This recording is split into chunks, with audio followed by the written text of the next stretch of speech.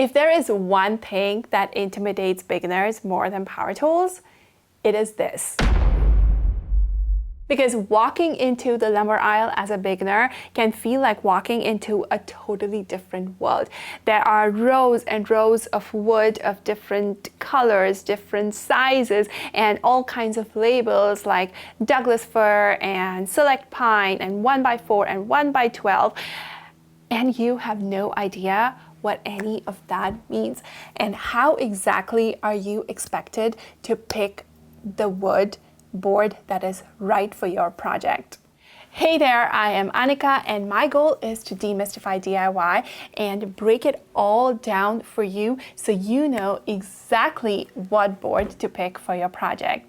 I also have a whole bunch of tool tutorials, courses, and project ideas. So definitely check out the description for a bunch of resources and follow along. Also, I have a resource for you that summarizes everything that I'm going to be talking about in this video. So definitely grab that in the description as well. Let's dive into all the types of wood and what you see when you walk into a lumber aisle. So whether you are just starting out and trying to pick the board for your first project or your next project, you know exactly what to pick. So first up, of course, there is the main difference between solid lumber and engineered wood. What solid lumber means is a board that was cut out of a tree and it's naturally grown.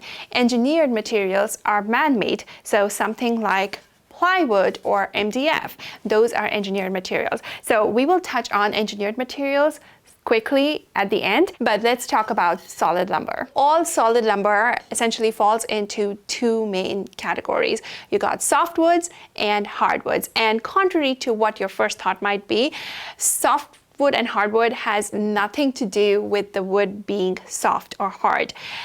Although it kind of ends up being that way, but they are classified that way based on the type of trees that the wood is coming from. So softwoods come from coniferous trees, which have pins and needles and are evergreen trees, and good examples of those are pine and Douglas fir and spruce. These are the best boards to get started with as beginners because not only are they easy to work with because they are soft, they are also lightweight and very budget friendly. They are pretty versatile.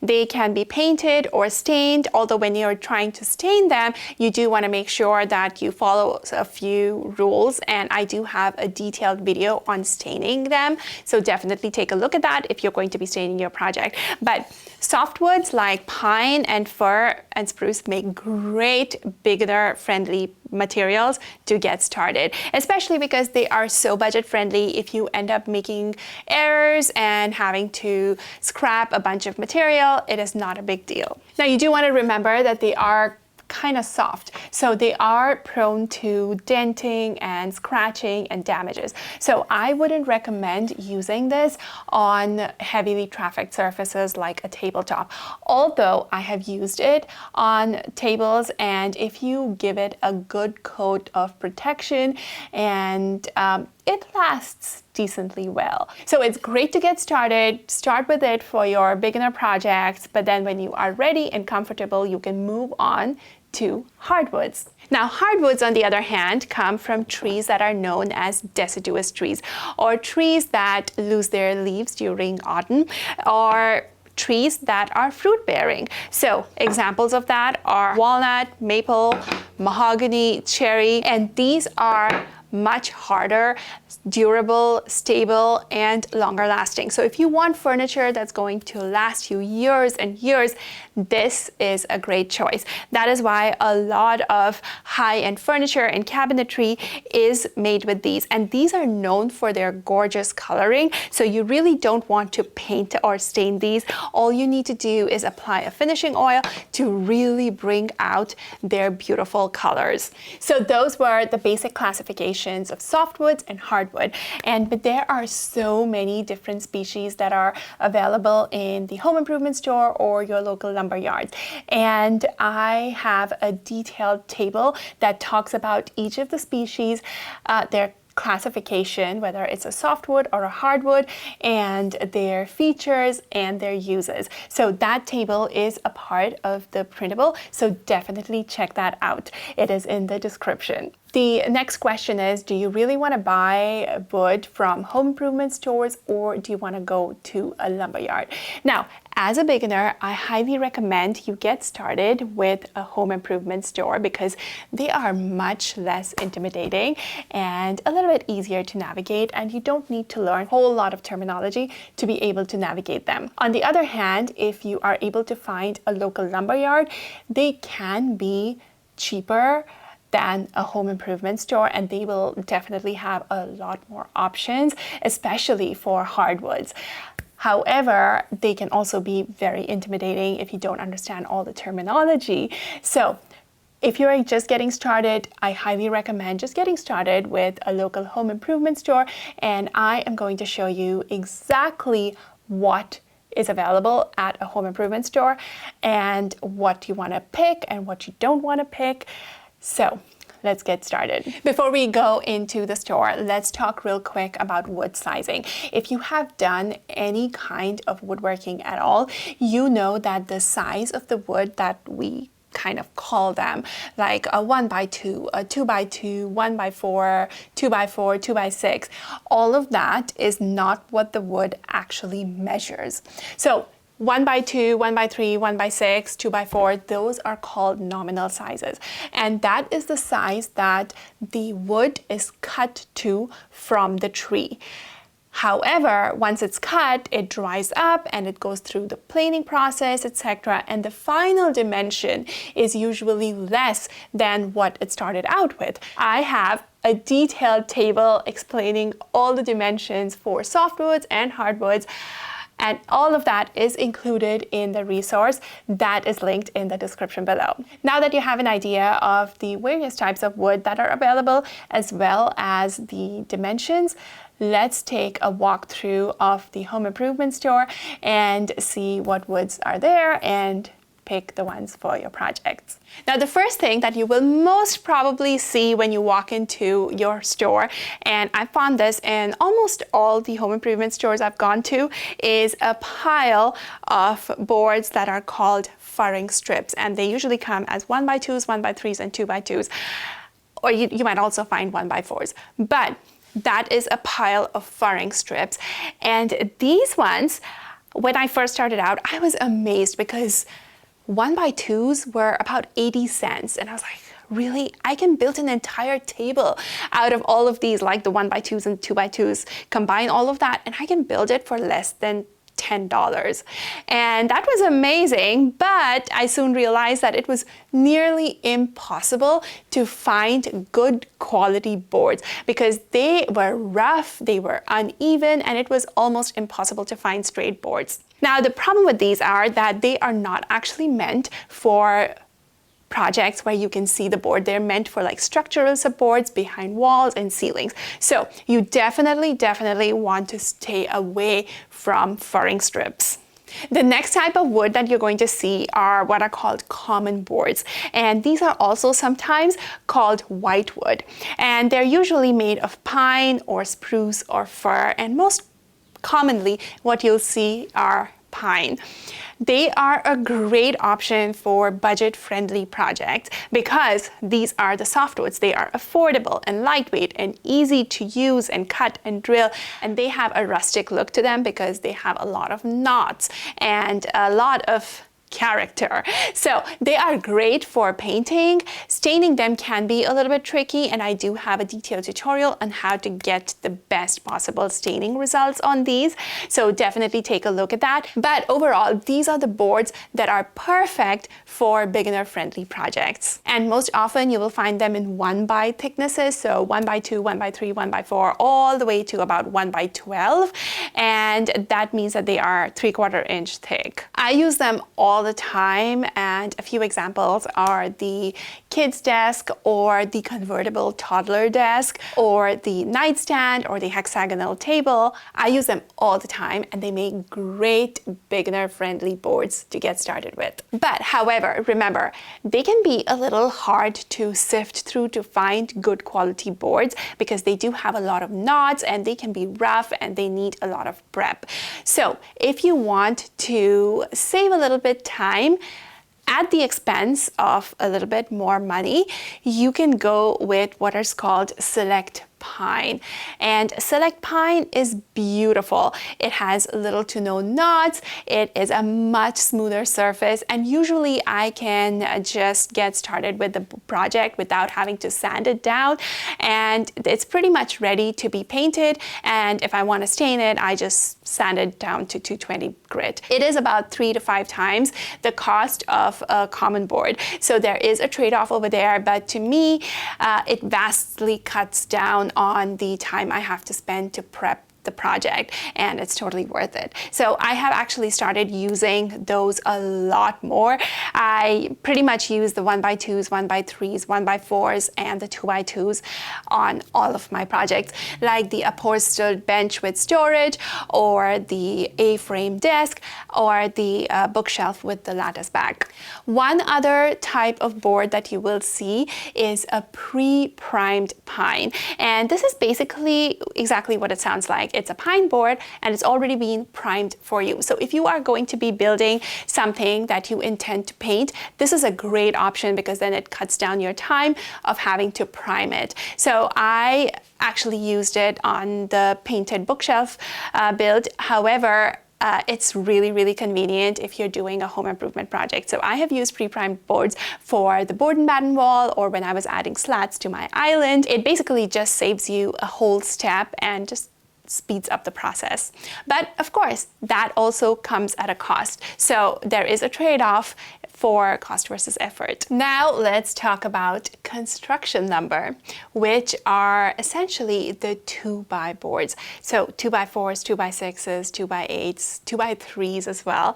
And they are often labeled as spruce or fir. The most important thing to remember when buying these boards is that you pick the kiln dried version, or they will usually have a KD on the label. What this means is that that board has been through a kiln and dried up, so it's much more stable, and it has a much lower moisture content. So it's going to be a lot easier to build with, and your projects will last a lot longer. So you do not want to use what are called the green or the wet boards. And in fact, when you go to the store and check both the boards, you will feel the difference. The green or the wet boards will be a lot heavier, and some of them might actually also feel damp, and the kiln dried versions will be a lot lighter. So if you find good quality construction lumber, it can be really stable. Now, even though building furniture with construction lumber is sort of looked down upon, it does make for pretty good material for building beginner-friendly projects. And I've built a bunch of projects with it as well. I built the cane chair with that, and also the console table, and they look great. And they make great material to build workshop projects because they are so sturdy. And the great thing about 2x4s and 2x6s is that if you have a table saw, you can easily take a bigger 2x4 board or 2x6 board and saw that down into 2x2s for your project. And that does make for much better quality 2x2s, and you can get them for much cheaper than if you were to buy good quality 2x2s or even select pine 2x2s. Now let's take a walk down the hardwood aisle. Now, not all home improvement stores are going to have a hardwood aisle, and even if they do, the selection is going to vary, but oak, poplar, walnut, cherry, and mahogany are some of the hardwoods that I have found in home improvement stores. And even if you have those species, you might not always get all of the sizes that you wanted. I do recommend that if you are looking for hardwood, you go look for a lumber store where you'll find more selection and possibly cheaper prices. However, if you're just looking for a quick piece that you need for a project, you can definitely get it from the home improvement store. I do end up doing that pretty often. For example, when I was building the record player console table, I was short about 15 inches of a walnut 1x2. So that is something I went to my local Home Depot and just picked up a 1x2. Now, one thing you want to remember is the softwoods are are all sold by board. So the price that you see is the price of a board. So they come in 4 feet, 6 feet, 8 foot lengths, or 10 foot, or even 12 foot. However, for the hardwoods, they are sold by linear foot. So the price you see is for 1 linear foot. So if you get 1 foot, that's what you're going to pay. If you get 2 feet, you gotta pay double of what's written. So that is how the hardwood prices are calculated. Also, a lot of home improvement stores carry pre-cut hardwood boards, so they're already starting at like a 1 foot length or a 2 foot length, so they're perfect for like quick projects or small detailed work that if you need to quickly grab a board. So that was a quick rundown of all the types of wood that you need to know about to get started with picking wood for your projects. So after all of this, what exactly is the right type of wood that you need for your project? Now that depends on a few key factors. The first thing that you need to consider is the strength and stability of your project. So if you are going to be building a project that's going to hold weight or see a lot of wear and tear, for example, a bookshelf or a dining table, a tabletop, you want to go for a stronger wood like oak or poplar or fir. However, that said, if you are just starting out, it is totally okay to go with common boards. Just make sure that the joinery that you're using is strong enough. So if you use a good amount of pocket holes, wood glue, make sure you have braces on them. Just make sure that they are nice and sturdily built to get started. But once you start building and are more confident, you can build those out of oak or walnut or cherry. Now, the second thing you want to consider is if you're going to be using this project indoors or outdoors. Now, if you're using this project indoors, of course, you can use any of the wood types. However, if you're using the project outdoors, you definitely want to look at wood that is resistant to rot and insects. And cedar and redwood are great choices. Now, the problem with this is that cedar is not available easily in the western part of the United States. For example, I'm in California and I don't really get cedar that easily, but I do get redwood, a lot of redwood. We have a lot of redwood forests around here. However, on the East Coast, you do get cedar. So cedar and redwood are great options for outdoor projects. Also, there's pressure treated wood, which has chemicals infused in it. It is fir, Douglas fir, but it has chemicals infused in it. So if you have projects that are going to be ground contact, like decks or even garden beds, you want to use pressure treated wood, which resists rot and insects. But they do contain harmful chemicals, so when you are working with them, you want to make sure you're protecting yourself with like airway protection, etc. And the best thing to do is to cut it all outside. The third thing to consider is the type of finish that you are going for. So if you're going to be painting, you can use pine, you can use pre-primed pine, or you can use poplar. They are all great choices. But if you are going to be staining, and if you are going with pine because you're just starting out, it's totally fine to do that. Definitely to use a pre-stain conditioner. And I've already mentioned this a couple of times, but I do have a full detailed video on how to stain wood for the best possible finish. So definitely take a look at that. But if you are using a hardwood, you probably want to just seal it with oil or a top coat, and that will really make the color and the grain of the boards pop, and it just looks really beautiful. You definitely don't want to be staining walnut. And of course, the last and final consideration is the budget. Softwoods are definitely a lot more budget friendly, which makes them a great beginner wood type to start using, so you are not making very costly mistakes. However, if you are confident with building projects, you can start using hardwoods, and they are really great, they look great, and they make really durable furniture. Now, no matter what board you decide to buy, whether it's a common board, a select pine, or a hardwood, before you actually buy it, you want to make sure that you double check what it looks like. You look for defects and straightness.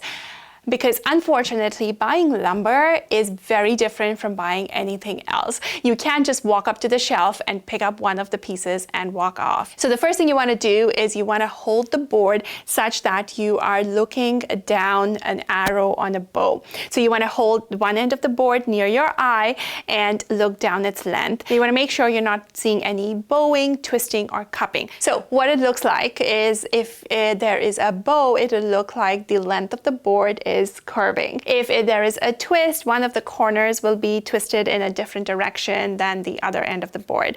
And cupping basically is the overall width of the board will look like a shallow U, where the edges are a little bit higher and the center is a little bit lower. Now, once you look at it on one side, you want to turn it 90 degrees and look at it and check for the exact same things on all four sides. The reason you want to check for this is because any board which has these issues will be very difficult to work with, and it may not sit flat, and your projects may not be square, and it will just create more problems. So you definitely want to avoid these. Next, you want to look at the board for imperfections. So what you want to look for are knots. These are the dark circular spots where the branches once grew out of. Now, some knots are stable, which is fine, and if you want that character in your project, that is totally okay, but you definitely don't want knots that are loose and they can fall out as you're working with the board. Also, you want to avoid cracks and splits, and these are more common towards the ends of the boards. Small splits can usually be trimmed off, but the problem is that sometimes they just propagate through the board as you are working with it. So if you can, you definitely want to avoid that. And of course, you don't want any dents or gouges or damage or just like ingrown bark. You just want to avoid all of this because that is going to be adding more work for you as you are building with those boards. Now, will you be able to find the perfect board? Maybe not. Sometimes you might have to kind of go around the defects or buy a board where one of the ends has a little crack that you can cut off, but you really want to try your best to get a board with the least amount of defects. So that was everything that you need to know about solid lumber. Now, the other type of materials that you're going to see in home improvement stores, and you're going to see them being used in projects, is plywood and sometimes MDF, although I really never work with MDF because I really don't like it. But plywood is, although it's not a wood species, it is a very, very important and popular material for projects because you can get a very stable, large sheet of plywood for a fraction of the cost that it would cost you to get that big a board. In fact, though that big solid lumber does not exist because you cannot have a 4 foot by 8 foot tree. I mean, you have some of those, but you definitely don't want to cut them down. And I do have a detailed video about everything plywood, the details, the grades, etc. So if you want to dive deeper into it, you can definitely check that out. Now you know the basics of the types of wood that are available in a home improvement store, and you know how to pick the right type of wood species for your project, and how to pick the right board for your project. And I hope this has helped take a majority of the overwhelm out of going wood shopping. And if you have any questions at all about what wood to use for a certain project, definitely add them in the comments below. And thank you so much for watching. I will see you next time.